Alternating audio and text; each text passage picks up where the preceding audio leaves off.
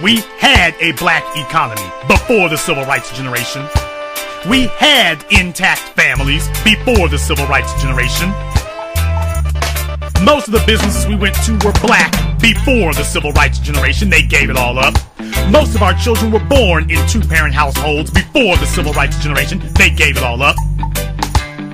And they didn't give a damn how the sons grew up. They didn't give a damn how the daughters grew up. Give me my weed, give me my sexual liberation, and give me my little job at the Ford plant, and I'm done. Completely and totally incapable of fighting white supremacy at any turn, at any angle. Totally incapable. You people screwed up everything. Most of us understood that drugs were bad for us before the civil rights generation. The civil rights generation created the interracialist culture. The civil rights generation created the bastard baby epidemic culture. The civil rights generation created the whore culture. The civil rights generation created the drug culture. The CIA just took advantage of what you already were because they could see how weak and how shallow and how hollow and how decadent you were. They could see it. They could see how phony and weak you were. And they just took advantage of the weakness that was already there. That was all they did. Nobody held you down and forced you to accept cocaine and heroin. You wanted it. And J. Edgar Hoover simply provided the product that you desired. Because he knew how weak you were. And just like Section 8, the civil rights generation created the Section 8 welfare culture. That's what you did. And now these no good, worthless bastards want us to thank them and show gratitude to them for creating this cesspool? Hell no. Completely and totally incapable of fighting white supremacy at any turn, at any angle. Totally incapable. You don't need businesses. You need to go picket these white folks and tell them, let you in! Let me in! Let me in! I want in this store. I want in this club. I want in this fraternity. Completely and totally incapable of fighting white supremacy at any turn, at any angle. Totally incapable. The civil rights generation, let me run down the list for you all right now. The civil rights generation created the bastard baby maker culture. The civil rights generation created the bastard baby culture. The civil rights generation created the drug culture. The civil rights generation created the STD culture. That's right.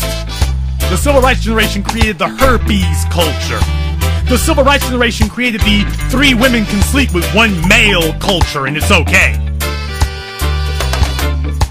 The civil rights generation created the drug culture, the heroin culture, the crack cocaine culture. The civil rights generation created that. That's their baby. The civil rights generation created the interracialist culture, the integrationist culture, the sell your soul to sit next to white folks on the toilet culture. That's what the civil rights generation created.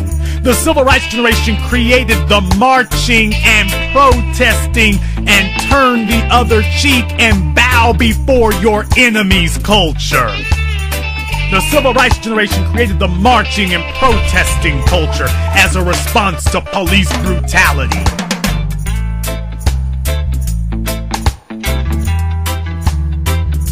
The civil rights generation created the line up, 50 people in a line up for Air Jordans culture. That's the civil rights generation. That was their idea of raising children. Who needed the way that Carter G. Woodson and Marcus Garvey talked about it? Who needed that? They had a better way. The civil rights generation had a better idea. Who needs civilized culture? Who needs progressive culture? Give me my weed, give me my smoke, give me my drugs. The civil rights generation created the ghetto culture as black culture. The civil rights generation changed the words ghetto and black to be synonymous. That's their culture, cultural accomplishment. The civil rights generation created the culture vulture, invasion acceptance culture. Tina Marie, and her ilk. The civil rights generation created the term honorary black people. Never met a black person who was an honorary Caucasian, but the civil rights generation will knock you over and beat you to death today to sit up here and be called an honor. If you sit up here and tell them that Bill Clinton's not an honorary black person, even though he created the 3 strikes law with his good buddy Newt Gingrich, and they made you all think they were against each other, and they were for each other the whole damn time. They were for each other and out to get you. But the civil rights generation considers being spit on by white society to be an honor. They consider wiping the feces and the saliva off of their faces to be a privilege. And they've taught the rest of you to accept that as a privilege. And I'm saying it in the terms it needs to be said in. I'm saying it just like it is. They accept that kind of treatment and they want you to accept it too. And that's why they're on your asses so hard and heavy to start bowing and scraping. And when the civil rights generation didn't give y'all a damn thing, they didn't leave you any businesses, they didn't leave you any neighborhoods that are worth a damn, they didn't leave you any property, they didn't leave you any assets, they didn't leave you any institutions, they left you nothing. They don't, and when you ask for it, they don't show up with anything. Call your parents tonight and ask them what they're passing down to you. And they got a lot of you repeating that same damn slave plantation crap talk. My parents passed down to me a good mind. If you're stupid enough to believe that emotional feelings are worth more than money, then obviously you ain't got a good mind. So that's your proof that your parents didn't give you what they told you they gave you, obviously. Because you think kissing the ass of folk who left nothing to you somehow indicates you got a good mind. None so blind as them who will not see.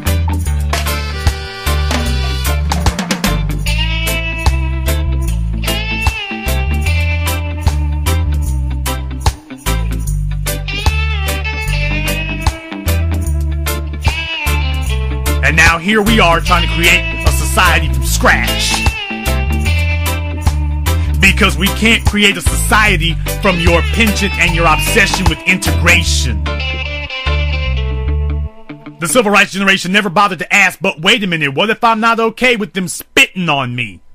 The civil rights generation taught you that, you notice they don't show up for anything else at any other time. They never show up for anything that you need. They never show up for anything. When you ask about what am I being passed down, crickets, you can't find them. When you ask them where your assets are, crickets, you can't find them. But when the police gun down young black people, all of a sudden here comes the civil rights coon generation. Enter stage left. Here comes the civil rights generation to tell you, now y'all need to be good now, march, protest, sing a hymn, we shall overcome. You've been talking about overcoming for 80 damn years now. They're quick to, all of a sudden you're surrounded by the civil rights relics. All of a sudden you're surrounded by the civil rights fossils. When it's time to speak assets, you can't find them with a magnoscope. You can't find them with a microscope or a magnifier. But when the police show up, all of a sudden here come throngs of the civil rights generation to come and tell you, don't do anything. Don't say anything. You don't need businesses. You need to go picket these white folks and tell them, let you in. Let me in. Let me in.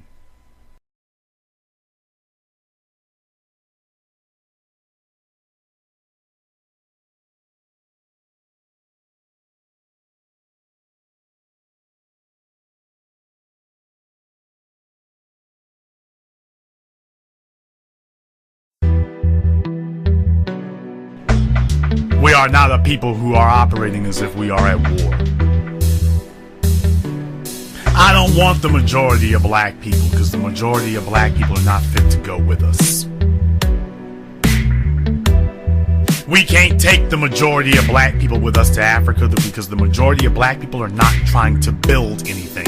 And Africa needs builders, not a bunch of niggas standing on street corners. They need black men building businesses on every street corner, not standing around on every street corner. And let me tell you something, the world is run by builders, not by beggars.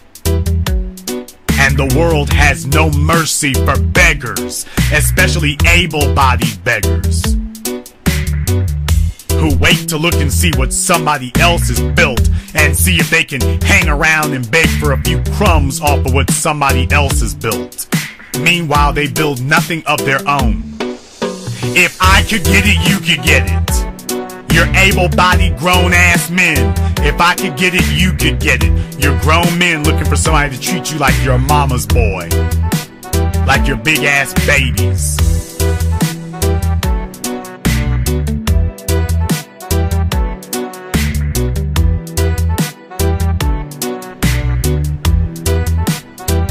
I went to Chicago, I went to Chinatown, I went to Mexican Town. Business after business written in Spanish. You wanna know what Black Town looks like there? You wanna know? Do you really wanna know what you're up against? Really? Do you really want me to say that out loud where you can hear it? Do you really wanna know? And Rahm Emanuel breaking his arm, patting himself on the back, talking about, I told Whole Foods that if you build a Whole Foods in the north side of Chicago, you gotta build one on the south side of Chicago. So Whole Foods has a lot. They ain't built nothing yet, but they got a lot. So now, not only do you have condos in Chicago that black folk can afford, now you have a grocery store that they can't afford. And what that tells you is that that grocery store ain't gonna be for you.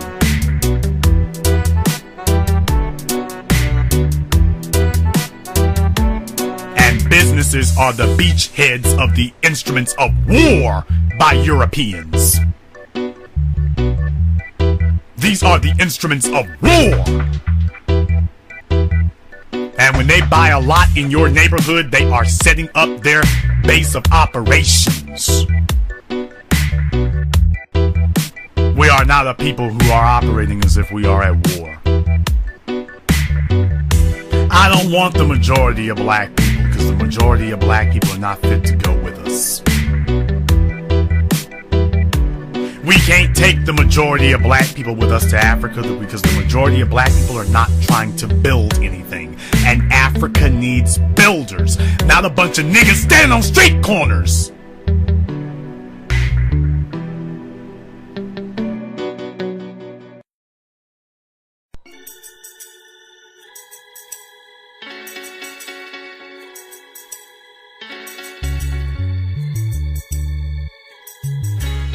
We keep playing this game with them, where they kill us and we sing a damn song. They kill us and we pray to Jesus. They kill us and we say, let's forgive them. Is anybody out there listening? Do you all understand something tonight? Listen to me, damn it! Do you understand that I, Jason Black, I am more outraged and angry about the murder of her son than Walter Scott's own mother is. Is anybody out there listening? I'm more outraged about it. I'm more angry than his own mother is.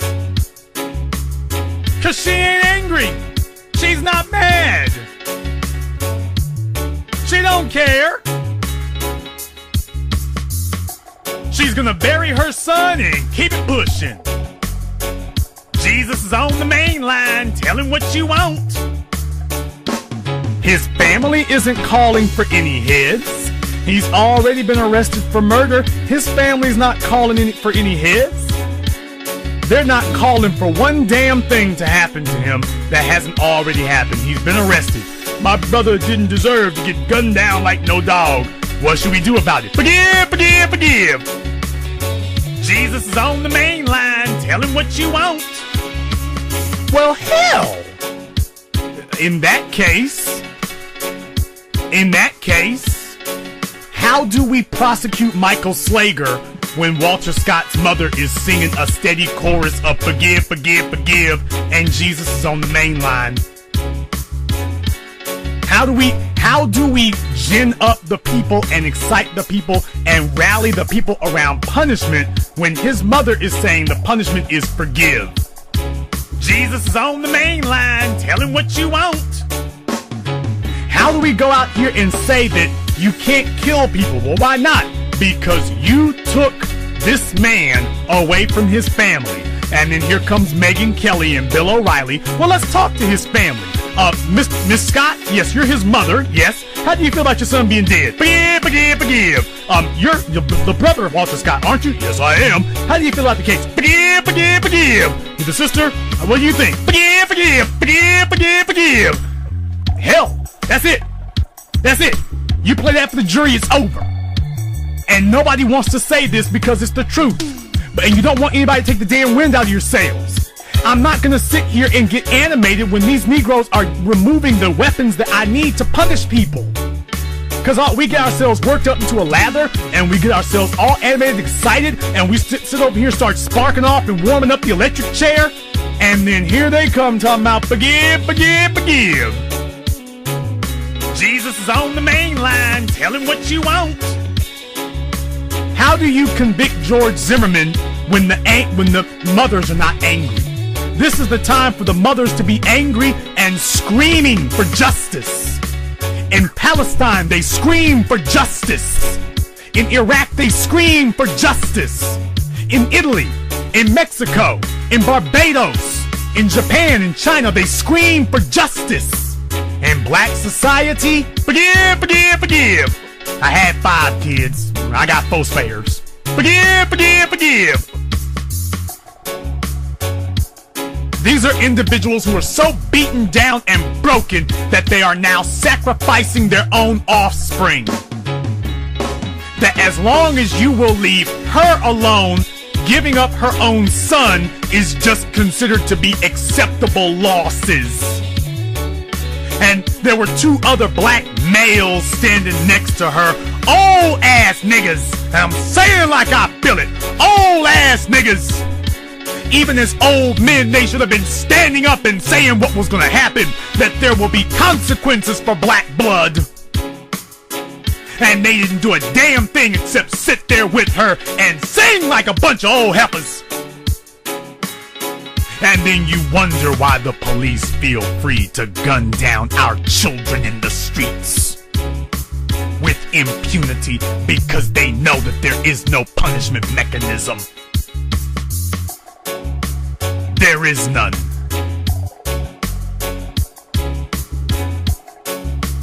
None.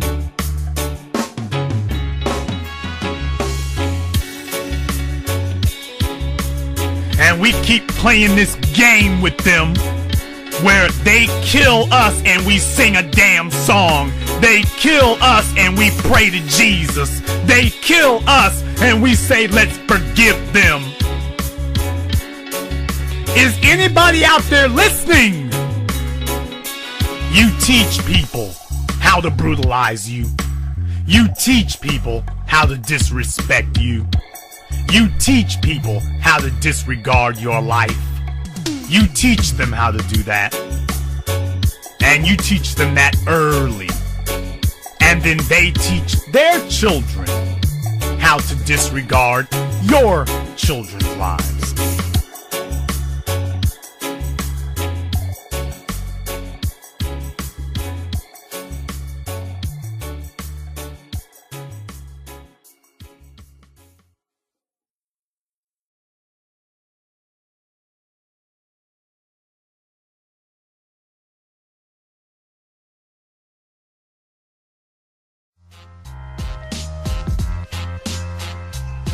Right now we have a situation where, can I just be honest with everybody here for a moment about this right now? Everybody, do you understand that if you can contaminate, you all are aware that, when you conquer a people, you either annihilate them completely or you kill the warrior class and subjugate the women and children. You're all aware of that. But do you all realize that there's a third option? You can leave the warrior class right where they are, if you can contaminate the women, you either kill the men or you contaminate the women. And do you understand that they have successfully, we have to just say what it is, it's success. They have succeeded at contaminating black women as a group. Where 20% of your black males have herpes, but 50% of your females do, they've contaminated your women. Everybody wants to talk about Israel and forced sterilization. They're not talking about what black folk are, what people are sitting up here making lifestyle choices to do right here. Nobody wants to talk about that, because then you have to face the facts that the demon in the room is you. Nobody wants to face the demon in the room. Do you understand the tremendous psychological and human toll that takes? Do you understand the human toll that takes? That takes a tremendous human toll. And I'm telling you that the reason why single mothers as a group routinely fail at raising children, but single fathers routinely succeed, is because we have a situation where at no time have we been able to face the truth about these things and repair the damaged psyche of the females. They're far more sensitive to these types of psychological loads than men are, and their psyche is damaged as a culture, as a group.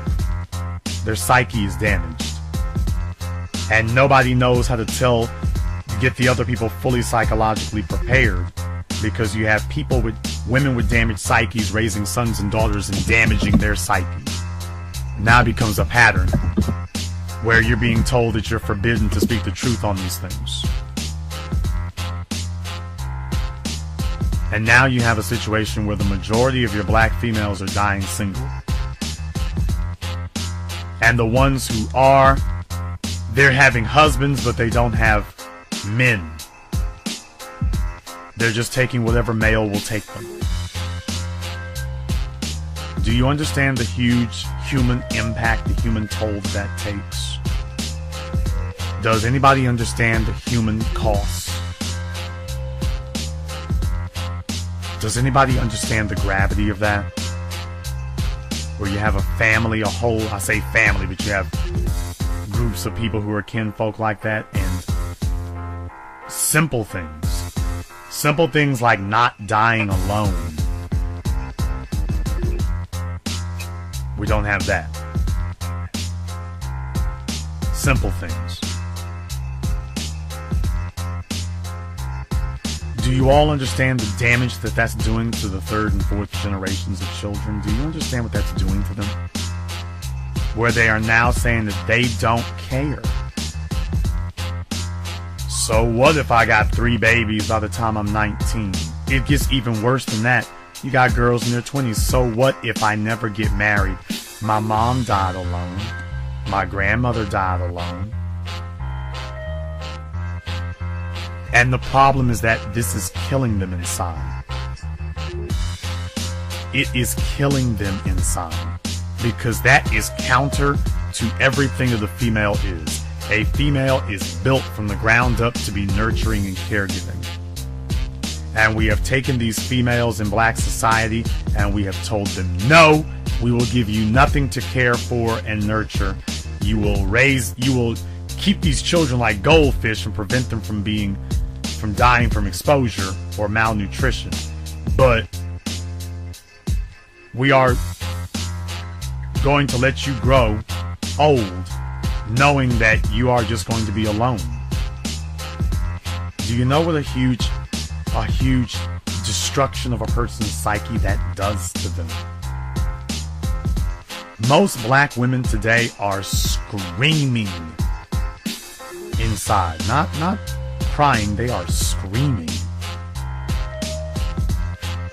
They are absolutely... What do you think the weight gain is about? What do you think that's about? What do you think the whoring, the attention whoring and twerking and all on Facebook and the STDs, what do you think that's about?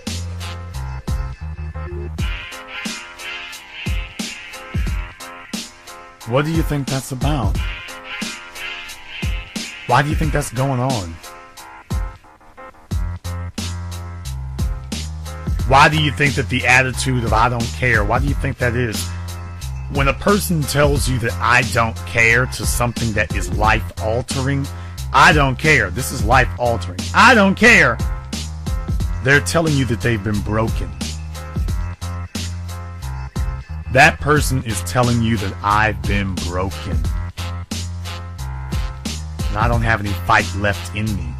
I don't expect tomorrow to be any better than today. Somebody like that shouldn't have children.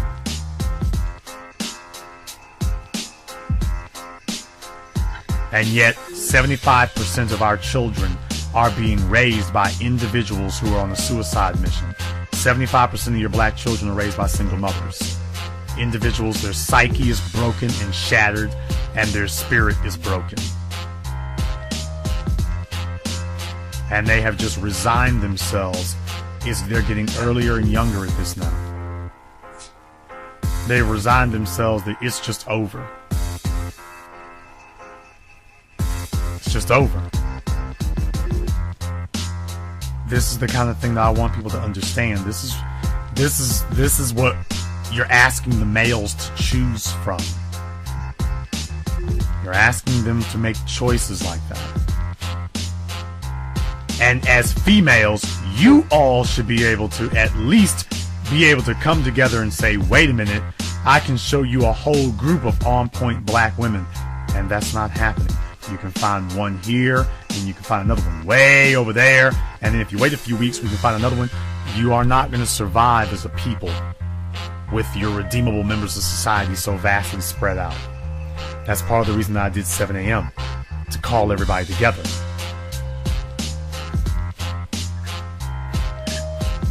Because we're making all kinds of false assumptions that we shouldn't be making. We are claiming that there's a naivete that is not actually there, that there's an ignorance or lack of knowledge that is not actually there. These people know exactly what they're doing. They're making decisions. And they're making decisions based upon their experiences, their environment, and the fact that they are ill-equipped to do better.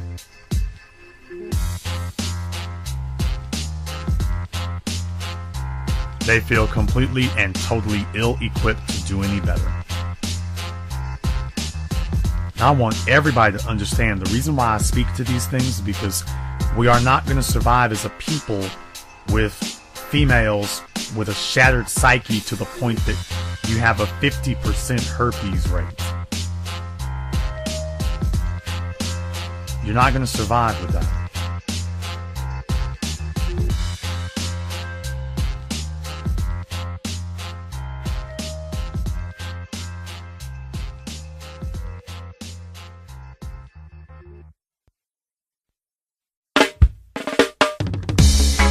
Madame Noir magazine is officially an enemy of black society. Officially. And Huffington Post is right there with them.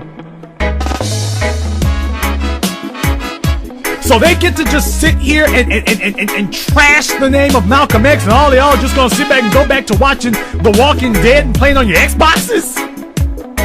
Madame Noir magazine, online, a list of celebrities that you didn't know were bisexual, and then they do show a black man on the list.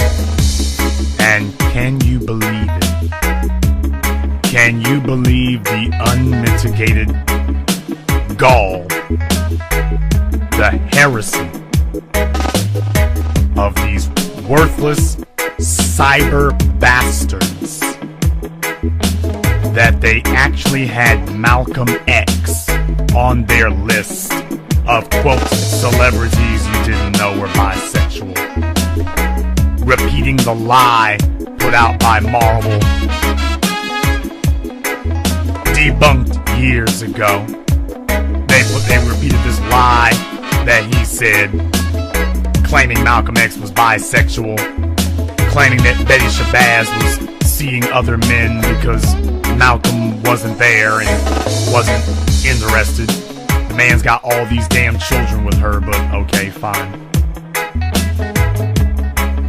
They have their black mouthpieces that they bought and paid for, and they are sending them out to leak this into the atmosphere, to spill this and contaminate this into the arena of thoughts, so that everybody's mind state is equally polluted and tainted by this.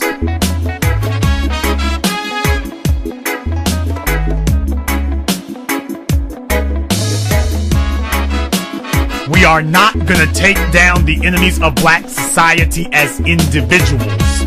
We are only going to take down the enemies of black society as a group.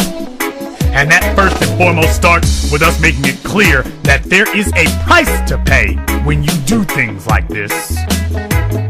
That we're not going to tolerate the enemies of black society either from without or within. That your clowns and your puppets were going after all of you. But there has to be a point where we say, damn it, no more. You are not going to go after Malcolm. A man who put everything on the line for us, and we're just gonna let them get away with this? Are you all really just gonna sit there and let Madame Noir just get away with this? You're just gonna let them smear this man and let him keep walking? So they get to just sit here and trash the name of Malcolm X, and all y'all just gonna sit back and go back to watching The Walking Dead and playing on your Xboxes? Damn you! You can go to hell if that's you! A man who unhesitatingly put his life on the line day after day for his people and spoke the spirit of resistance in a way that nobody had up to that point, to the extent that he still galvanizes black men and women to this day.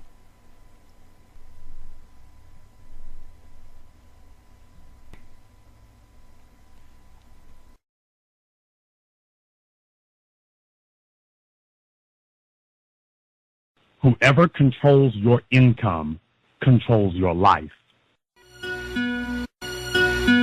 Whoever controls your income controls your life.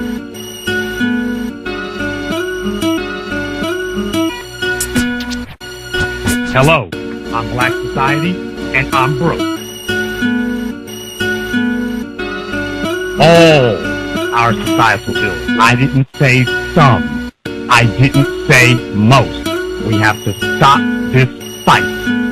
All of our societal ills can be drawn back to our lack of money. You need to understand that. It is not your lack of education. It is not your lack of degree. It is not your lack of proper religion. We are in the ditch that we are in on every single socio-economic level because we lack money. Just like Alcoholics Anonymous, they can't help you until you admit you have a problem, and you have to admit what the problem is. Hello, I'm Black Society, and I'm broke.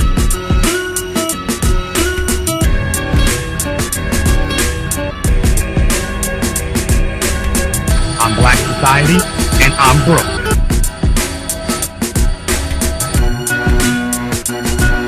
You show me a black family that's broke, destitute, and dysfunctional, and I will show you a black family that owns nothing, controls nothing, and is passing nothing on.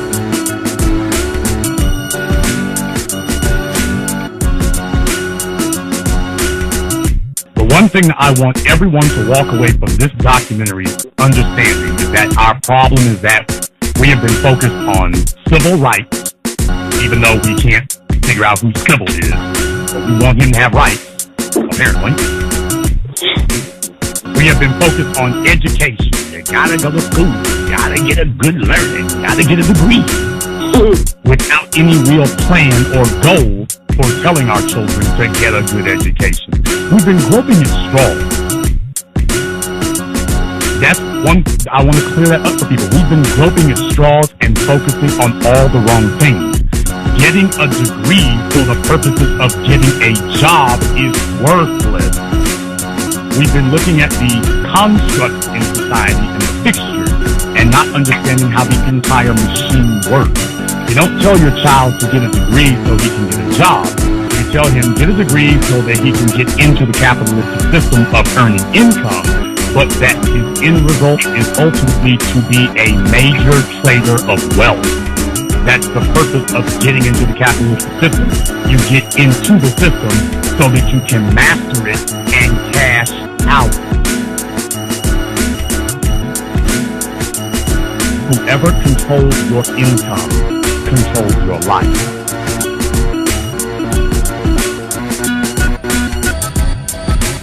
Whoever controls your income controls your life. We teach our children that their job is to enter the system and work until they die. And we've told our children that wealth doesn't mean anything.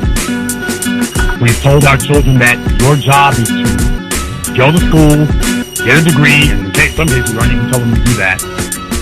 Get a good job working at a company. We're giving them outdated information. You can't even work for the same company for your whole life anymore. And that Jesus will provide. Back to what I said before, that our problem is lack of education, lack of politics, and lack of proper religion. What I want people to walk away from 7 a.m. understanding is that those are not our problems. Our problem is that we lack control of our money. That's what the problem is. We don't have any money, and we lack control of it. And without that, nothing else is going to happen.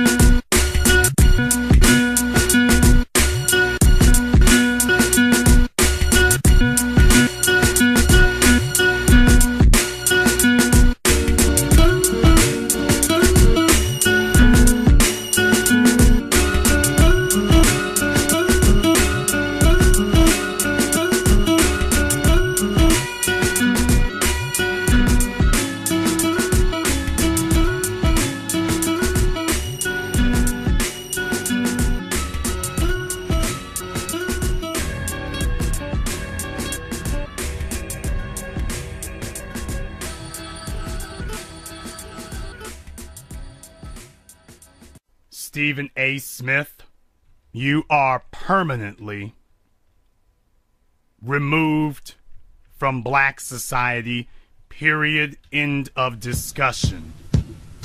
Run, black man. I said, let me see you run, black man. I'm running, sir. Where you running to, boy? Chicago, sir. We got this locked. No, it's opportunities down This there, sir. planet is ours. Where you running to, boy? No, sir, I can work hard, sir. Chicago? Yeah, I can work You're hard not down getting here. anywhere down there. No, but just give me a job. Where give me you a running chance. to now, black man? You don't have an economy wherever you're going. Where you at now, black man? Well, let me try Detroit. I can just try to work hard. Yeah, let me work We got hard. you cornered down here, boy. What did I tell you? Stop running, sir. black man. Just stop following me. Please, stop Where you following running me. to, boy? Please, I don't want to fight. Just stop Atlanta. following me. Yeah, Why are you down here, boy? I just wanna see if I told can you get a you don't job. have an economy anywhere you run on this Sir, planet, if black you'll man. just give me a job, if you'll just give me a job. You ain't got a economy down here. Sir, if I can just get a job, I promise I'll be Boy, good. No, sir, turn please. you out down here. All right, Where stop, you running stop to now, following me, black please, man? sir. Stop following me. Just let me I get told a you job. to I don't give want up to fight. already, Philly. I don't want to fight you, sir. Can't even hold your head up here, boy. Sir, I don't want to fight you. Just Where please you running give me to a, now, please just boy? give me a I job. told you it's useless. Stop running. Please just give me a job. I went to university. Go sir. ahead, run. It's my entertainment. I don't care. All Go right, ahead. sir, Where but- you running to now, black man? Let me get out of the country In LA. and get a job. You don't get a piece of this pie down here, boy. Sir, I'm Run. American. Where you running to now, I'm black American, man? sir. Get on that plane. I don't I'm care. not Where black. you I'm an running to, African American, Abuja? sir. I'm an This African is American, ours. sir. We control this, boy. I'm an American. You can get a token when I give it to you, but this But is I- ours. Please, sir, Yeah, can I I be the token? told you to stop running. It's useless, Please, sir, boy. can I just So be go the ahead token? and run. Let me see you dance the jig. Okay, sir, I'll just be the token. That's I'll right. give you my son. It's really I'll give you funny my when you're son. on defense, boy. I don't want to go on offense, Where you sir. running to now? Freetown? Yeah, maybe South Africa. This will be Boy. better for me, sir. You don't give up, do you, boy? I told you everywhere you go on this planet, you're trapped. You don't have an economy, boy. But I want to, please, sir, if you You've can been just give me a celebrating job. Christmas, eating turkey legs instead of building it. It's a holiday for Boy. celebrating family and About love. to fall and down. Where you try to- running to now? Just give up, black man. I want to head back to Little America. boy, just give up, I said. Where you running to now? I want to go to Freetown? America. You don't have anything. Okay, I You know don't have South anything Africa's- down here. Okay, let me just go back to America and I can get a Boy, job for get you, out sir. of South Africa. Head back to America. Where you headed Please, now? sir, look, I've never been to jail. Just give me a job, please, You sir. think that's the best option, boy? We pulled the same trick that we Please, did sir. over in South Africa. I didn't vote for Obama. I didn't vote for him. So We please, gave sir, him just give Mandela, me we a job. gave you guys Obama. You're not getting anywhere. You don't I'm a own Republican, anything. sir. You don't own any Sir, wealth, I'm boy. not a Democrat and I'm not Let me black see you and I'm run, not an black African man. American, sir. I'm an American. Please, Come on, just let me give see you run, please. black man. I Pick up don't the care. pace. Trayvon and Come on, yeah, that don't was get it. tired now, black man. That was Come it. on, Sir, pick up please, the I'll do pace. anything. Just give me a job. I No don't more want to go on huffing and offense. puffing, black man. Let me see. Pick up the pace. Where you Sir, going? I'm already tired. Where you Tired, going? Please, just give me a job. Where you Can I get a going job? now? I think Mike Brown was in the wrong place at the wrong time. It's his fault. Stand up, black man. Build an economy. Build power, wealth, and influence, or perish. So when he speaks about the police, he stepped back after he had said lost their lives, stepped back and said had their lives taken. He made sure to go back and correct himself and say had their lives taken. But for Eric Garner, Mike Brown, Trayvon Martin, he just said that Eric Garner, when he lost his life, he said that as an afterthought. He was going to move on to the next sentence and said as an afterthought and lost his life. Mike Brown and Eric Garner, if you're going to talk about these individuals and they lost their lives. But for the cops, he said lost their lives, or rather had their lives taken. So Eric Garner's life was not taken? So Mike Brown shot half a football field away and his life was not taken? This is Stephen A. Smith. This is what white supremacy has done. This is what you gotta do to get on TV nowadays. This is what they expect from you. And as black men, it is imperative that we as men have to speak up about this. To say, what in the world is going on? Jet Center Nick Mangold wore a hat that had the lettering NYPD on it, commemorating the 2 New York police officers that were gunned down on Saturday. Giants coach Tom Coughlin wore a black stripe and peace sign pin to honor the victims. Of course, this comes after the controversial death of Eric Garner, who was killed during an altercation with New York police. Guys, what was your reaction to both Mangold and Tom Coughlin? Skip, I thought it was incredibly appropriate. If I were a professional athlete, I definitely would have done the same thing. I want to applaud Nick Mangold. I want to applaud Tom Coughlin and any and all professional athletes or those who are associated with professional sports for doing what they did to pay tribute to the law enforcement officials. And I'm going to use the word that the mayor of New York used when he said they were assassinated. They're law enforcement officials. They're there to protect and serve. My personal belief, I have no proof, no evidence of this whatsoever. It's just mere conjecture on all of our parts. But obviously, we think when you heard the news anyway, the first thought that came to your mind is that the aftermath of the whole Eric Garner situation in New York City when he was choked by the cops in Staten Island and ended up losing his life because of that incident. You saw the outcry in the aftermath of that. You saw professional athletes like Derrick Rose, like LeBron James, like the Lakers, and so many others wearing the I Can't Breathe T-shirt. In my opinion, it would have been entirely apropos if they, too, wore something to honor those officers who were slain. We live in a society, we live in a nation of laws and rules. And without it, you have anarchy. Without it, you have chaos. And the fact of the matter is, it's incredibly important that while we go through the things that we go through and we understand that everything is not entirely as it should be, the fact remains that by and large, our law enforcement officials do exactly what they swore to do, or that is protect and to serve. Most of them do a damn good job. They keep our society being the greatest nation that exists in this world. And the fact that 2 officers were sitting in their car and somebody came up to them and killed them both, you know, as far as I'm concerned, there should be a special place in hell for the individual who did it and ultimately took his own life because he was too much of a coward to accept the consequences of his actions, in my opinion. Nevertheless, it is what it is.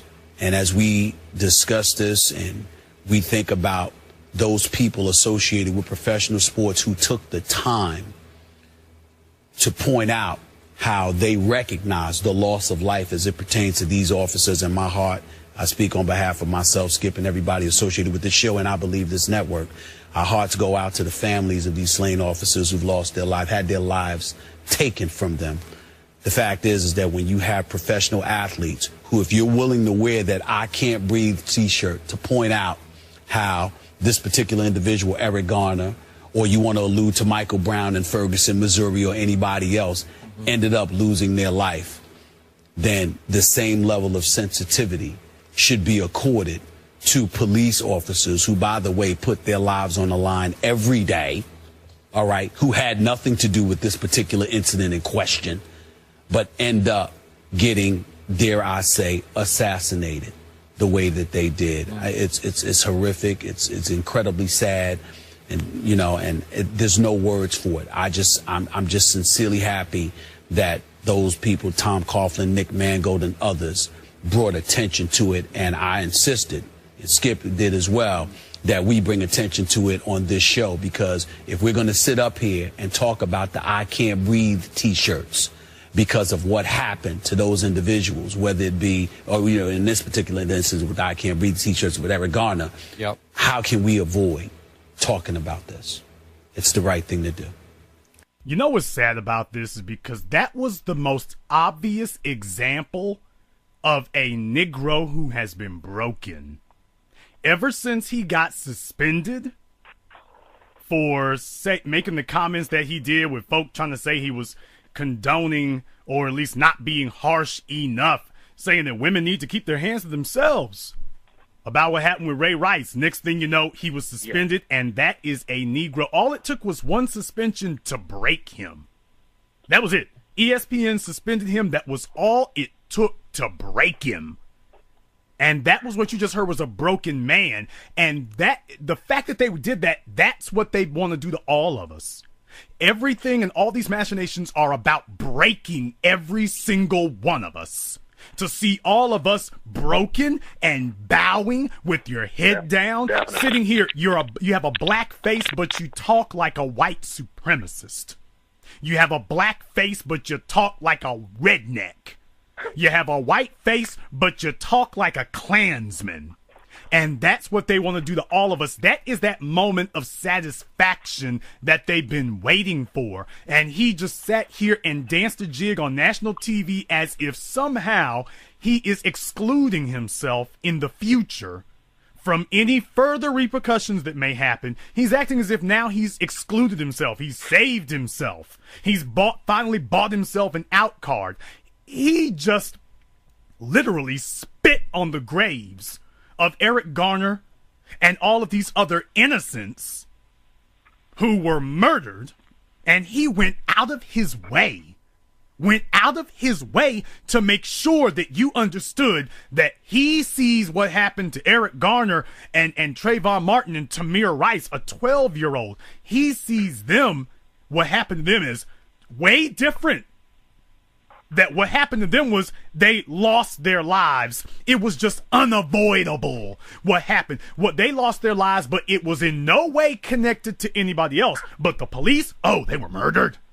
Oh, that was connected to other people. Tamir Rice, he just tripped and fell on those bullets. But what happened to those cops in that car? Oh, that we have a direct link right here. And then to demand that the black athletes should be wearing shirts commemorating the very police who cannot wait, like Amadou Diallo, like Sean Bell, they cannot wait for an opportunity.